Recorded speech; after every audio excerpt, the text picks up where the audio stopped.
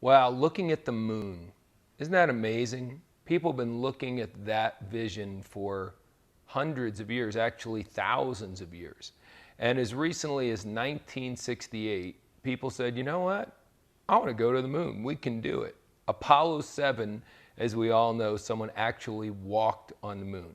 I just want you to think for thousands of years how many people looked at that vision that you're looking at and thought, it's impossible.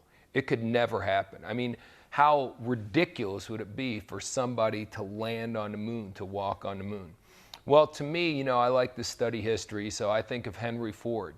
Henry Ford went into very educated engineers and said, make me a V8 engine. And they told him all the reasons based on their education why that was impossible.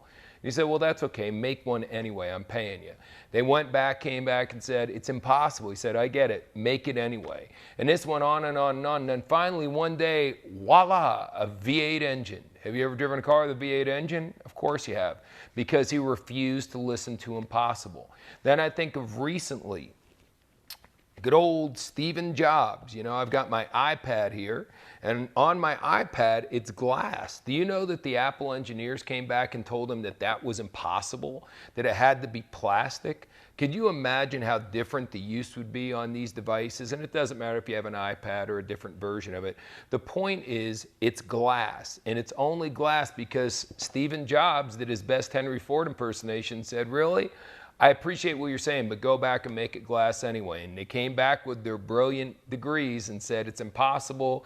And he said, make it anyway. And lo and behold, now we have the iPad and the other devices just like it that are made out of glass. So my question to you is very simple. What in your life are you viewing as impossible? Because visionaries are really nothing more than people who think nothing is impossible. Anything could happen. I hate the word impossible. I hate the word unrealistic. Oh, it would be unrealistic for that to happen. You know what? Why?